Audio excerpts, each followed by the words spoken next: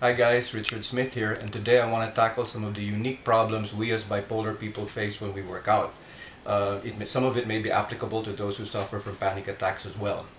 Now, I'm in a unique position, I believe, to handle this because I am a personal trainer and I've been one for a good 25 or more years, and I'm also suffering from bipolar 1 disorder, and I've handled bipolar clients as well.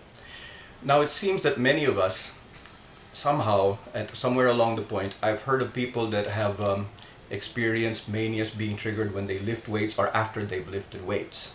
As a matter of fact, a friend of mine from Europe was asked by his doctors back home to stop lifting weights and just shift to cardio because they believed that lifting weights triggered these panic attacks in him.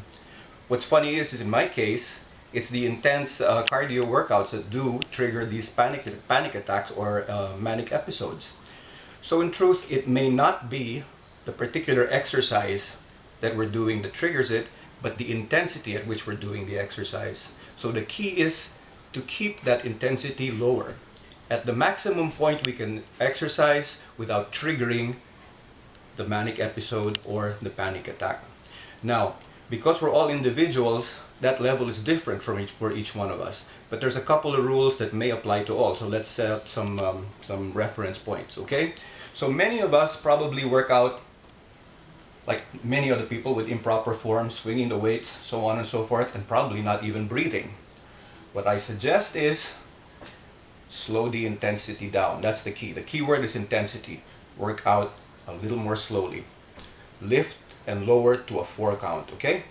1001, 1002 to lift, 1003, 1004 to bring down. And many of us probably forget to breathe. So we should breathe as we're counting. 1001, 1002, inhale. 1003, 1004, lower. Okay. The other thing to avoid is not sticking to the program. Some of us, when we're in a manic episode, even though the program calls for us to do like 10 reps for 2 to 3 sets, we may decide we're feeling stronger today. Let's do 20 reps for 5 sets.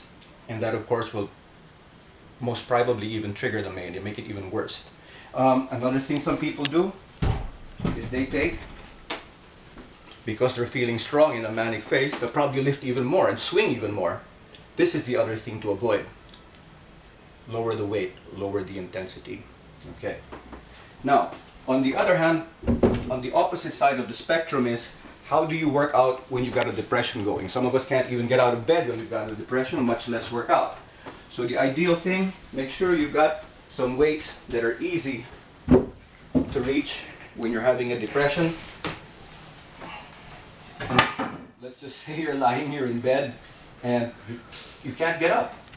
So what you want to do is, the simple things you can do is work out from where you are. Work out while you're having that depression in bed. All you got to do is bend your knees, try to do some crunches.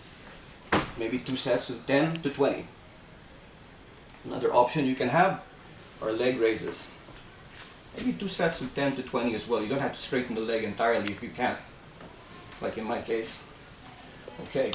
And then if you've got those weights conveniently located where it doesn't drop on you, of course, for safety's sake, you can do chest presses. 2 sets of maybe 10 to 20. And then proceed to lying hammer curls. 2 sets of maybe, who knows, 10 to 15. Then you can repeat it all over from the start again when you've got a depression. The key to remember is that when you're in that depression, it turns mountains into molehills, and doing the simplest thing may feel like you're lifting, a ton or something. The idea is to get over that and take those baby steps. Okay, so that's pretty much it for the day. And remember, lower that intensity. That should help not trigger those manic episodes. Okay.